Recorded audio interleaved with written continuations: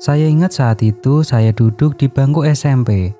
Saat pertama kali saya mendengar cerita ini dari teman dekat saya, yang mana kejadiannya terjadi pada saat saya menginjak bangku SD. Alias pengalaman teman saya ini sudah dia pendam selama kurang lebih 3-4 tahun yang lalu. Teman saya ini, panggil saja dia Agung. Dulu saat SD, bersekolah di sekolah Islam yang mana dia punya sahabat. Seorang anak dari keluarga kaya raya, juragan dari penjual bahan-bahan bangunan yang cukup punya nama di kota tempat saya tinggal dulu. Cerita dimulai saat suatu hari, Agung harus menjadi murid yang pulang paling terakhir. Dikarenakan Agung saat itu belum bisa menghafal salah satu surat pendek, yang menjadi kewajiban bagi setiap murid yang bersekolah di SD Islam ini. Saat Agung sedang berjalan pulang, melewati gerbang sekolah, langkah Agung terhenti saat mendengar namanya dipanggil oleh seseorang yang ternyata sejak tadi berdiri sendirian menunggu jemputan. Namanya Arif, salah satu murid yang paling mampu di sekolah ini. Agung pun mendekati Arif lalu bertanya, kenapa dia belum juga pulang padahal hari sudah sangat siang. Arif hanya menggelengkan kepala. Ia berujar, mungkin ART yang seharusnya menjemput dirinya ketiduran, atau belum sempat datang karena pekerjaan lain. Arif pun lalu meminta Agung untuk menemaninya ke salah satu wartel yang paling dekat dengan sekolah. Karena pada tahun itu, HP masih menjadi salah satu barang yang hanya dimiliki oleh segelintir orang. Agung pun akhirnya menemani Arif ke sebuah wartel tempat orang biasa menggunakannya. Singkat cerita, semenjak kejadian itu, Arif menjadi semakin dekat dengan Agung. Banyak hal yang tidak biasa Arif bagi dengan orang lain, tapi Agung mendapatkannya. Dan hal ini cukup membuat Agung merasa senang bergaul dengan orang yang memiliki strata ekonomi yang berbeda dengannya. Singkatnya, suatu ketika Arif mengundang Agung untuk datang ke rumahnya. Sebuah rumah di kawasan orang-orang berada, di mana Arif mau menunjukkan PS1 yang pada saat itu menjadi barang yang paling diinginkan di kalangan anak-anak. Dan tentu saja Agung langsung menyetujui tawaran itu. Sepulang sekolah, berangkatlah Agung ke rumah Arif menggunakan sepeda butut pemberian ibunya. Yang mana ini menjadi kali pertama bagi Agung sendiri untuk mengunjungi rumah Arif yang sudah dikenal luas sebagai pemilik salah satu rumah mewah di sekolahannya itu. Dan benar saja, rumah Arif memang besar dan luas, persis seperti apa yang dikatakan oleh teman-teman sekelasnya. Untuk ukuran tahun itu, memiliki rumah 2 tingkat saja sudah dianggap mewah. Apalagi jika rumah itu memiliki 3 tingkat. Sungguh, Agung hanya bisa terkagum-kagum. Tapi meskipun rumah itu besar dan luas, seperti juragan bahan bangunan pada umumnya, di bagian depan rumah ada semacam toko besar yang langsung terhubung dengan rumah utama tempat transaksi jual beli bahan bangunan. Tidak ada yang istimewa dengan hal ini, dan kebanyakan diisi oleh orang-orang yang bekerja di toko bangunan milik Arif ini. Arif pun mengajak Agung masuk. Setelah bocah itu memarkirkan sepedanya di garasi, tempat mobil dan motor Arif berjejer di sana. Di dalam rumah yang besar dan megah itu, Agung melihat banyak sekali pintu. Dari garasi ke ruang utama saja, jika tidak salah hitung, Agung sudah melihat 6 hingga 7 pintu yang tidak diketahui isi dari ruangan-ruangan itu. Agung sendiri juga tidak ingin bertanya perihal itu, karena ia datang ke rumah ini hanya untuk sekedar bermain PS1. Singkat cerita, siang itu menjadi hari yang menyenangkan bagi Agung. Bisa merasakan PS1 yang saat itu masih menjadi barang yang mewah. Namun ada sedikit kejadian yang aneh, di mana sewaktu Agung dan Arif sedang bermain PS, tiba-tiba dari arah belakang muncul seorang wanita bertubuh gemuk dengan wajah pucat dan rambut berantakan, memanggil nama Arif dengan kosakata yang malas atau lemas. Saat melihatnya Agung cukup terkejut, karena sosok itu tampak cukup mengerikan dengan bentuk tubuhnya. Arif pun lalu berdiri dan berjalan menuju ke sosok wanita itu, sembari bersikap layaknya seorang anak kepada ibunya. "Nggih, Bu," kata Arif saat sudah berdiri di depan wanita itu. Sosok wanita itu beberapa kali melihat Agung dengan tatapan tidak bersahabat. Ia juga tampak tidak suka dengan kehadiran Agung di dalam rumah itu. Dan yang paling menjengkelkan, sosok wanita itu membisiki di telinga Arif, yang mana Agung masih bisa mendengarnya. Kurang lebih bisikannya terdengar seperti ini. "Itu siapa? Kok kamu ajak ke sini? Suruh dia pulang. Kamu gak butuh teman."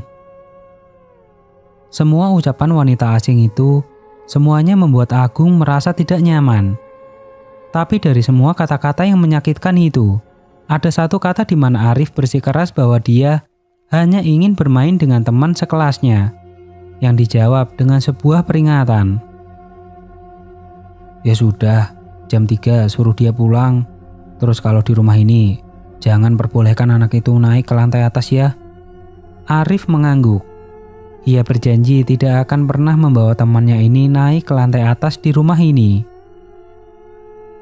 Kurang lebih sudah 2 bulanan, Agung selalu datang dan bermain PS1 di rumah Arif ini.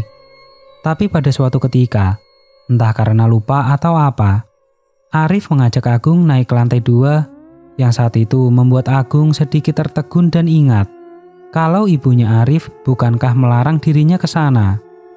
Tapi Arif membantah. Iya, memang ibunya saat itu melarang Arif membawa Agung ke lantai atas. Tapi itu rupanya terkhusus untuk lantai 3 saja, bukannya lantai 2. Lagi pula selama ini kamar Arif rupanya ada di lantai 2. Jadi semua ini masih tergolong aman. Tapi entah kenapa, Agung merasa tidak nyaman. Tapi memang sifat dasarnya Arif yang suka memaksa, akhirnya membuat Agung tidak punya pilihan lagi. Maka dia pun terpaksa ikut dan menapaki anak tangga. Saat kakinya menjelajah anak tangga, Agung sempat melihat ke ruang atas, dan entah kenapa suasana benar-benar berbeda, seperti jauh lebih dingin dan lembab. Selain itu seluruh tempat tampak sunyi dan senyap, seperti hanya ditinggali oleh beberapa orang saja. Di sepanjang jalan, Arif mengajak Agung bicara, tapi bocah itu lebih memilih merasakan jika bulu kuduknya berdiri. Di lantai 2, tepatnya di depan kamar Arif, ada sebuah sofa mewah yang sepertinya memang sengaja dibuat untuk bersantai. Di sana Arif memamerkan mainan-mainan miliknya yang dia ambil dari dalam kamarnya.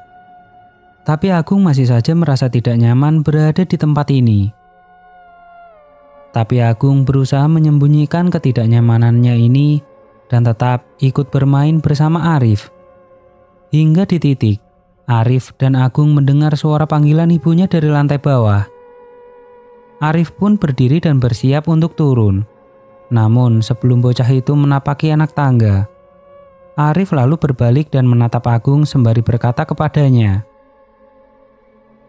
"Gung, tetap di sini ya, jangan kemana-mana." Arif pun pergi. Kini tinggal Agung sendiri yang berada di tempat ini. Beberapa kali entah kenapa dia merasa kalau di lantai 2 ini, dia tidak sedang sendirian masalahnya. Hawa keberadaan itu tidak bisa dilihat oleh matanya sendiri. Bahkan di sudut-sudut kamar, Agung seperti melihat bayangan atau sekedar kepala manusia sedang mengintip dan menatapnya. Sebenarnya Agung sudah berniat untuk turun dan menyusul Arif. Tapi entah kenapa kakinya terasa berat untuk meninggalkan tempat ini. Hingga pada akhirnya di saat Agung sudah mulai tidak sanggup berada di lantai 2 itu, ia mendengar suara hentakan kaki dari anak tangga. Arif pun tiba. Arif kemudian meminta maaf kepada Agung karena sudah meninggalkan dirinya sendiri di tempat ini, sembari ikut bermain bersama Agung. Di tengah-tengah permainan itu, tiba-tiba Arif bersikap aneh dengan menatap lantai 3, yang otomatis membuat Agung ikut menatap ke sana. Memang dari tempat itu, Agung bisa melihat sudut lantai 3 termasuk pembatas lantai yang terbuat dari kayu jati itu. Agung sempat merasa heran dengan sikap Arif, yang kemudian dia melihat bocah itu berdiri lalu mengatakan pada Agung untuk membawanya ke lantai 3. "Ke atas yuk, di sana ada kandang burung peliharaan ayahku, burungnya bagus-bagus." Agung sempat terdiam saat mendengarnya, tapi Arif yang saat itu berdiri di hadapannya mengulurkan tangannya kepadanya. Agung sebenarnya sempat menolak dan mengingatkan Arif dengan pesan ibunya dulu. Tapi Arif berkata kalau tidak ada apa-apa di rumah ini. Dan apa yang dikatakan oleh ibunya dulu cuma sekedar peringatan yang biasa. Setelah berbagai alasan, Agung tidak bisa menolak lagi. Ia pun setuju. Maka naiklah Agung dan Arif. Mereka berdua menapaki anak tangga menuju ke lantai 3. Di sana, suasana yang sebelumnya dingin dan lembab semakin ketara dan membuat Agung bergidik merinding. "Gak apa-apa, di atas ada kamarnya kakakku." Saat mereka menginjak anak tangga yang terakhir, apa yang dikatakan Arif rupanya benar. Ada sangkar burung yang sangat besar berisikan burung-burung perkutut yang dilepas di sebuah kurungan dari pagar kawat. Tempat burung-burung itu bisa berterbangan ke sana kemari.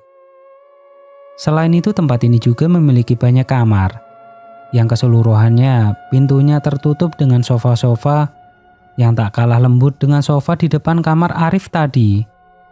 Rupanya rumah ini memang besar dan luas, dan memiliki banyak sekali kamar-kamar yang mungkin tidak terhitung jumlahnya. Agung tak henti-hentinya melihat burung-burung perkutut itu. Ia suka melihat bagaimana burung itu bersembunyi di rumah-rumah kayu kecilnya. Ada yang sedang mematuk jagung, ada yang sedang berdiri di dahan ranting buatan. Saat Agung sedang menikmati momen itu, Agung sempat melihat ada satu kamar dengan kaca hitam besar di jendelanya. Dari dalam terpantul cahaya TV yang berarti ada orang di dalamnya. Tahu kalau Agung sedang mengamati tempat itu, Arif pun berkata kalau itu kamar kakaknya. Dia sedang di dalam dan menonton TV. Tak lama berselang, Arif kemudian pamit. Dia mau menggunakan kamar mandi yang ada di sudut di samping kamar kakaknya. Dia bilang kalau perutnya sedang mulas. Agung pun mengangguk dan membiarkan bocah itu ke kamar mandi yang ada di samping kamar kakaknya. Saat Arif sudah meninggalkan tempat Agung, Agung tersadar akan sesuatu, di mana dia melihat rupanya jauh di dalam lorong di lantai 3 ini. Ada satu kamar yang tampak gelap dengan lampu hidup mati yang membuat Agung menjadi penasaran. Ia pun mendekati menuju ke lorong itu. Sekali lagi, saat Agung sedang berjalan, ia melihat kaca hitam tempat kakak Arif sedang menonton TV. Memang Agung tidak bisa melihat dengan jelas kakak Arif, karena kaca itu berwarna terlalu gelap. Hanya pantulan cahaya TV yang terlihat dari luar. Agung pun melewatinya. Sementara di lorong tempat Agung menuju, lampu pijar itu masih hidup mati seperti terjadi konslet. Hanya tinggal beberapa langkah saja untuk Agung bisa melihat ruangan di sudut itu, yang rupanya tampak berbeda dengan ruangan-ruangan yang lain, terutama di bagian pintunya. Entah kenapa, Agung melihat kalau pintu ruangan itu tampak seperti pintu yang baru saja terbakar, yang mana di pinggir-pinggir bagian terlihat kayu jati yang dipakai sudah menjadi arang. Selain itu, tembok-tembok bercat putih itu dipenuhi jendela hitam yang menunjukkan kalau ruangan itu memang seperti baru saja terbakar. Namun Agung yang sudah kadung penasaran, terus melihat tempat itu. Sampai dia menyadari kalau pintu itu sempat bergerak meskipun hanya sedikit saja. Iya, pintu itu seperti baru saja dibuka pelan dari dalam, yang membuat Agung cukup terkejut. Merasa kalau ada yang salah dengan tempat ini, Agung berniat untuk kembali. Bulu kuduknya berdiri dan bocah itu berjalan sangat cepat untuk meninggalkan lorong itu. Untungnya cahaya TV dan suara samar-samar TV dari dalam ruangan kakak Arif bisa membuat Agung sedikit tenang. Sebelum selintas saat melewati sofa-sofa yang ada di sekat seberang ruangan, Agung melihat seseorang, seperti seorang wanita berambut panjang berwarna hitam, dan mengenakan gaun putih sedang duduk di sana dan membelakanginya. Agung terdiam sejenak. Ia tidak mengenal siapa wanita ini. Tapi Agung tidak berani bertanya. Selain itu, ada kejadian aneh lain, yang mana Agung merasa burung-burung perkutut yang ada di sana tampak bersikap aneh. Burung-burung itu berterbangan dan berkali-kali menghantamkan tubuhnya ke pagar kawat itu, seolah burung-burung itu ketakutan. Tak berselang lama, mata Agung kembali pada sosok yang ada di sofa itu. Tapi anehnya, sosok itu lenyap, menghilang begitu saja, membuat Agung tentu saja hanya bisa terdiam sembari berpikir, apakah yang baru saja dia lihat itu nyata? Namun semua tidak berhenti sampai di sini. Agung yang sudah mulai merasa tidak nyaman dengan lantai 3 ini, lalu berjalan mendekati pintu tempat Arif tadi masuk. Ia mengetuk pintu itu sembari memanggil-manggil nama temannya. Namun anak itu tak kunjung keluar dari dalam sana. Karena kesal, Agung membuka handle pintu dan menemukan kalau ruangan itu ternyata kosong. Hal ini tentu saja membuat Agung tampak kaget. Ia pun mulai melangkah pergi, berniat turun sendirian ke lantai bawah. Tapi baru juga berjalan, tiba-tiba pintu kamar kakak Arif terbuka dengan sendirinya. Di sana, suara TV terdengar, semakin keras. Merasa ada yang aneh dengan situasi ini, Agung mengurungkan niat untuk turun, lalu berjalan pelan menuju ke ruangan kakak Arif, yang baru saja terbuka dengan sendirinya. Dan itu akan menjadi penyesalan terakhirnya sudah mengambil keputusan itu. Di dalam ruangan yang cukup luas itu, ruangan yang menjadi kamar kakak Arif itu, Agung menemukan sebuah TV yang masih menyala dengan remote di atas meja, lengkap dengan sepasang kaki yang masih mengenakan jeans, bergelantungan di atas langit-langit lampu. Dan setelah itu, Agung berteriak. Arif berkali-kali mengatakan kepada Agung kalau dia tidak pernah mengajak Agung naik ke lantai 3, bahkan ke lantai 2 pun tidak. Sejak tadi pagi, Arif pergi bersama bapaknya.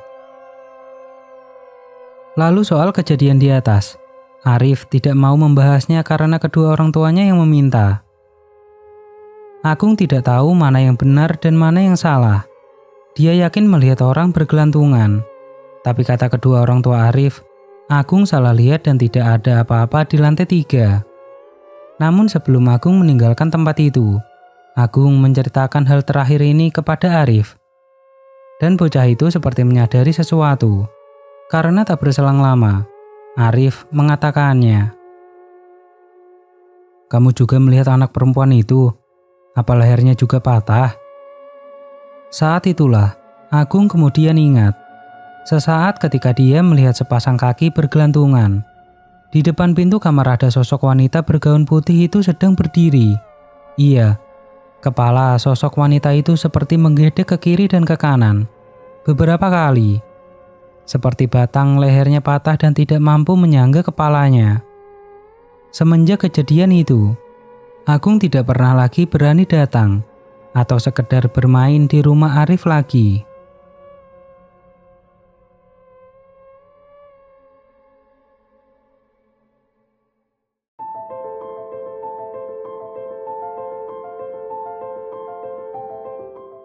Oke teman-teman, ceritanya selesai sampai di sini. Bagaimana menurut kalian? Tuliskan di kolom komentar. Dan nantikan kisah-kisah horor selanjutnya tetap di channel Kisah The Demit.